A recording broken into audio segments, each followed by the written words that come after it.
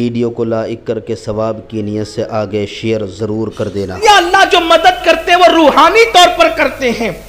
और शेख अब्दुल हक मुहद्दिस देहलवी लिखते हैं अशदुल लमात के अंदर कि रूहों के लिए दूरी और नजदीकी कोई हैसियत नहीं रखती, उनके लिए सब यकसा होता है।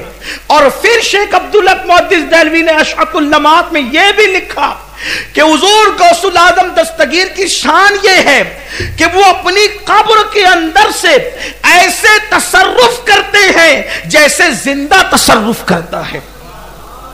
ये बात साबित है कि हुजूर गौसुल आजम दस्तगीर पीरान पीर बल्कि और औलिया अल्लाह भी बहुत से वाकयात हैं। आपने कुरान सुना, फिर हदीस सुना रूहानियत की, फिर आपने शेख साहब का फरमान भी सुना।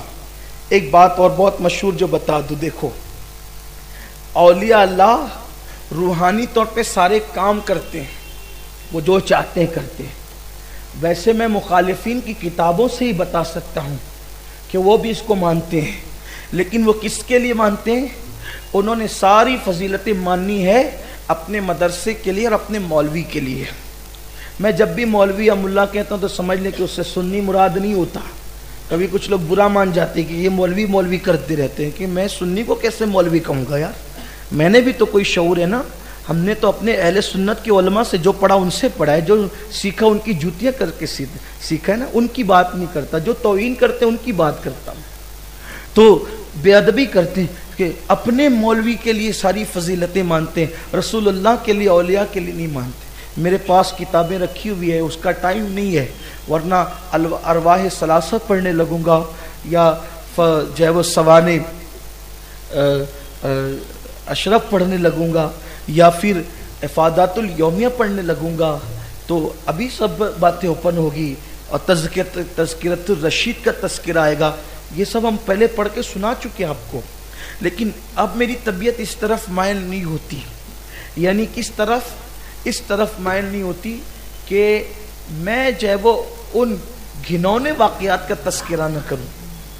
मुझे अब उससे घिन हो गई है। हाँ, अलबत्ता बद मजहब के रद्द को मैं अभी भी फ़र्ज़ आज़म जानता हूँ और करता भी, और इंशाअल्लाह ता दमे आखिर करता रहूँगा। यह अजीम इबादत है हमारे नज़दीक, क्योंकि लोगों को बचाना है, वरना फिर खिदमत ही क्या है, फिर असल दीन ही क्या है। असल झगड़ा तो यही था ना मक्के वालों से कि आप ला इलाहा कहना छोड़ दें, इल्लल्लाह कहते रहें। आप क्या कहना छोड़ दें? ला इलाहा कहना छोड़ दें। झगड़ा इसी पे था। अल्लाह अल्लाह माबूद है, आप ये कहें। कोई माबूद नहीं है सिवाय अल्लाह के, ये नहीं कहें। इस्लाम की बुनियाद ही यही है। हुजूर ने कहा ये कैसे हो सकता है? तो बस आपको भी ये कहता हूं, हमें भी ये कहना है कि कोई मसलक नहीं है सिवाय मसलक अहले सुन्नत के, कोई दीन नहीं है सिवाय दीन इस्लाम के, कोई हक नहीं है सिवाय अकीदा अहले सुन्नत के। ये कहना होगा, वरना आदत ही तरादा बटेर नहीं चलने वाला। इससे आपका ईमान को खतरा है, हर घड़ी खतरा है, हर लम्हा खतरा है, हर साथ खतरा है। कभी कभी लोग कहते अच्छा नहीं लगता, आपकी रूह बीमार इसलिए अच्छा नहीं लगता, वरना हक अगरचे कड़वा हो लेकिन शिफा बख्श होता है। आपकी नस्लों में इनको इसको मुंतकिल करना होगा, वरना ईमान बचाना मुश्किल हो जाएगा।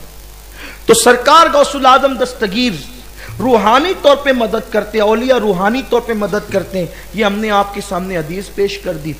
अब वाकयात की तरफ आइए।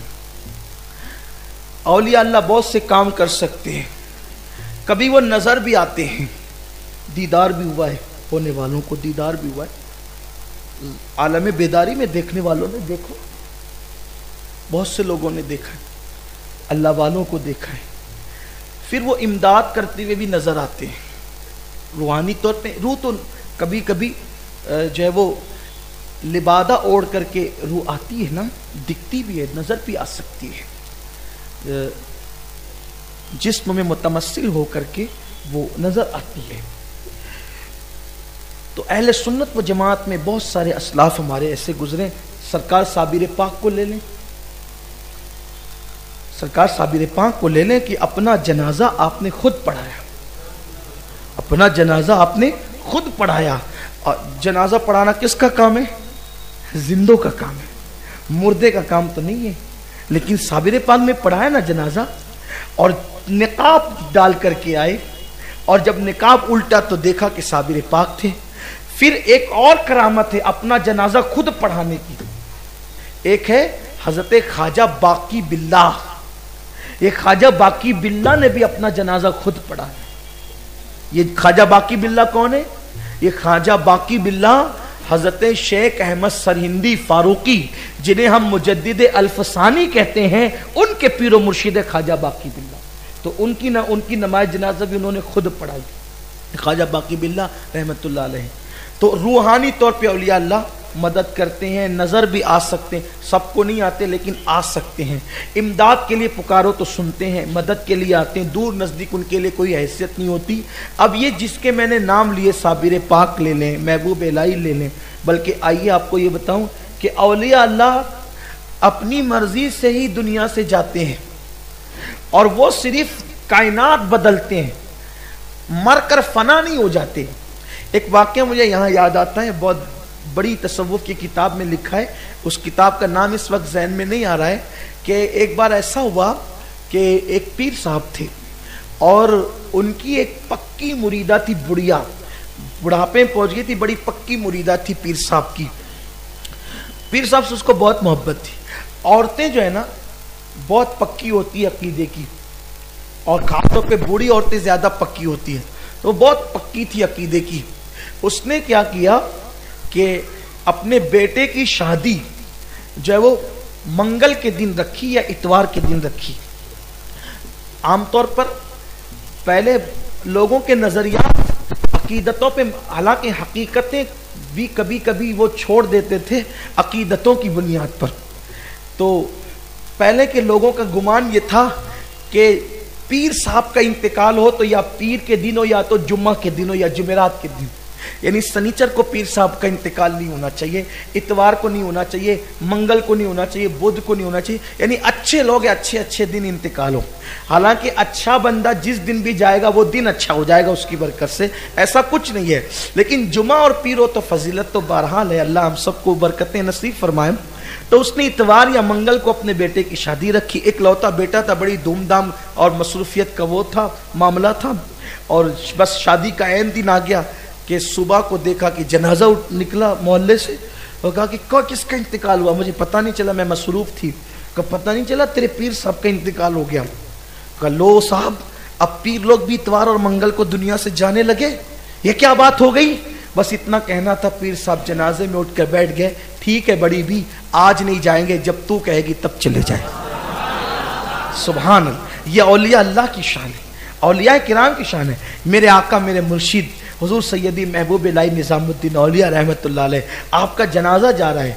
जनाजा जाते हुए लोग शेर पढ़ रहे हैं, आगे चलते हुए सीमा के साथ जनाजा जा रहा था, मौलाना अहमद जाम का शेर पढ़ा जा रहा था। शेर ये था कि हज़रत मौलाना अहमद जाम का, कि बहुत प्यारा सा शेर है, उसमें बड़ी लज्जत भी है। कहते हैं, ए तमाशा गाहे आलम रूए तो, ए तमाशा गाहे आलम रूए तो, तू कुजा बहरे तमाशा मीरवी। कहते हैं कि तेरा चेहरा इतना खूबसूरत है कि सारी दुनिया तो तेरी जियारत के लिए आती है। तेरा रूए मुनव्वर इतना हसीन और जमील खूबसूरत है कि सारी दुनिया तो तेरे दीदार के लिए आती है। अरे तू किसके दीदार के लिए जा रहा है? बस ये शेर पढ़ना था। महबूब साहब जनाजे में उठकर बैठ गए, नमी रफ्तम, मैं नहीं जाता, मैं नहीं जाता। फिर उसके बाद ख्वाजा नसीरुद्दीन चिरागे दहलवी ने हाथ जोड़े, हुजूर ये शरीयत का लोग मजाक न उड़ाए। फिर चादर ओढ़ करके लेट गए। ये औलिया अल्लाह की अमवात, ये तारीख है हिंदुस्तान की। उसके बाद तीसरा वाकया, हजरत सैयदना अमीर खुसरो रहमतुल्लाह अलैह का विसाल हो गया। सरकार अमीर खुसरो का विसाल हुआ तो दिल्ली के कुछ उलमा जो है आपकी मैयत में आए, कहा कि चलो बैठ करके खुसरो के लिए मगफिरत की दुआ करें। कहा अल्लाह खुसरो को बख्श दे। हजरत अमीर खुसरो उठकर बैठ गए, कहा मेरे लिए मगफिरत की दुआ तुम लोग नहीं करना, मेरे लिए मगफिरत की दुआ, हर मोमिन को मगफिरत की दुआ की जरूरत है, लेकिन जिनके रुतबे हैं सिवा उनको सिवा मुश्किल। अभी इस मंजिल तक पहुंचने के लिए लोगों को टाइम लगेगा, इन बातों को समझने के लिए। अक्ल वाले क्या समझ सकें इसको, ये तो अहले इश्क का काम है, हम इश्क के बंदे। कहा मेरे लिए मगफिरत की दुआ नहीं करना। कहा क्यों? अगर तुम्हारी दुआ से जन्नत में जाना था तो महबूब इलाही की गुलामी क्यों इख्तियार की? मेरा मुर्शिद मेरे लिए काफी है, मेरा पीर मेरे लिए काफी है। और उसके बाद फिर आप लेट गए, आप फिर लेट गए। तो पता चला कि औलिया अल्लाह की अमवात ये होती है। बड़ा प्यारा सा वो शेर है कि मेरे जनाजे पे रोने वालों, फरेब में हो बगौर देखो, मरा नहीं हूं गमे नबी में, लिबासे हस्ती बदल लिया है। तो सरकार, अब ये आम, ये औलिया अल्लाह की बात है, हर वली शान वाला है, बड़े बड़े मर्तबे। लेकिन जब इन औलिया की ये शान है तो जिनके हाथों से इनको विलायत मिली है, जिसके हाथ से विलायत तकसीम होती है, जिसके दर से विलायत बढ़ती है, उस मेरे मुर्शिद गौस पाक की शान का आलम क्या होगा। वो कैसे मदद करते हैं। अच्छा, एक खास बात, औलिया अल्लाह से जिसने भी दिल लगा लिया, वहां कुछ नहीं देखा जाता, वहां क्या देखा जाता है? दिल। ये जो डामाडोल लोग हैं ना, ये कहीं कामयाब नहीं है। शक व शुबे वाले, बहुत अच्छा शेर है हुजूर शेखुल इस्लाम का कि यकीन वाले कहां से चले कहां पहुंचे, यकीन वाले कहां से चले कहां पहुंचे, जो अहले शक हैं अगर में मगर में रहते हैं, जो अहले शक हैं। देखो, कहीं भी जाओ यकीन पैदा करो, और यकीन ही निजात का जरिया है, ईमान ही निजात का जरिया है। भरोसा, यकीन जिसका जितना पुख्ता होगा। कभी कभी एक बात बताऊं, अहले इल्म पीछे रह जाते हैं और अहले यकीन आगे बढ़ जाते हैं। अहले इल्म इसलिए कि जरूरी नहीं है कि जितना इल्म उतना यकीन भी हो। अहले इल्म कभी एक वाकया बयान किया जाता है कि जुमा की नमाज में इमाम साहब ने बयान किया कि अगर बिस्मिल्लाह पढ़कर दरिया पे कदम रख दो तो आप दरिया पार कर लो, दरिया आपका कुछ नहीं बिगाड़ सकता। तकरीर हो गई, और तकरीर हो गई तो इत्तेफाक से दौरान नमाज इतनी बारिश हुई कि मस्जिद और बस्ती के दरमियान जो दरिया था उसमें पूर आ गया। जैसी नमाज छूटी तो अब सबको जाना है, घरों पे बारिश हो रही है, पूरा आ गया है, सब लोग खड़े हो गए। तकरीर करने वाले खतीब साहब भी खड़े थे। तो बेचारा एक जाहिल जपट, जिसको लोग कहते अनपढ़ सनपढ़, जिसको कुछ आता जाता नहीं, अलीफ का भाला, बस उसने कहा क्यों भीड़ लगी है? कहा दरिया में पूरा आ गया साहब, कैसे जाएंगे, कोई कश्ती नहीं है, ब्रिज भी टूट गया है, कश्ती भी काम नहीं करती। अरे पागलो, इमाम साहब की तकरीर नहीं सुनी? बिस्मिल्लाह पढ़ के दरिया कदम गुजर जाओ। बिस्मिल्लाह पढ़ी, गुजर गया, सब देखते रह गए। बिस्मिल्लाह पढ़ के गुजर गया, सब देखते रह गए। एक वाकया और बयान किया जाता है कि एक अल्लाह के वली के पास, भाई ये सिर्फ वाकया बयान कर रहा हूँ, इसमें फतवा नहीं लगाना, यकीन की बात कर रहा हूँ आपको, यकीन आज यकीन मजबूत हो जाए। एक बुढ़िया गई, कहा कि मेरे घर में माल दौलत बहुत है, मेरे घर में मालो दौलत बहुत है, तो कोई ऐसा अमल बता दे पीर जी कि मैं कोई चोरी ना हो। जब देखती हूँ ना लोग आके घुर घुर के मेरा माल देख जाते हैं, मुझे डर लगता है चोर आ गया तो सोती क्या, जगती भी रहूंगी तो नहीं बचा सकूंगी अपने माल को। तो कहा कोई अमल, कहा कि अल्लाह के रसूल ने फरमाया बड़ी भी जो आयतल कुर्सी पढ़ के सोएगा उसके घर में चोरी नहीं होगी। उसने कहा अच्छा, आयतल कुर्सी पढ़ेंगे तो चोरी नहीं होगी? आयतल कुर्सी कभी याद नहीं की, कभी सुना नहीं, पहली बार सुना आयतल कुर्सी। याद करते करते कि आयतल कुर्सी, आयतल कुर्सी, आयतल कुर्सी, बस वो गई। अब वो गए, जाने के बाद वो घर में गई तो बहुत खुश थी कि आज तो अपना काम हो गया। बस नींद का वक्त आया, का पीर जी ने कहा एक बार आयतल कुर्सी पढ़ लो तो चोरी नहीं होती।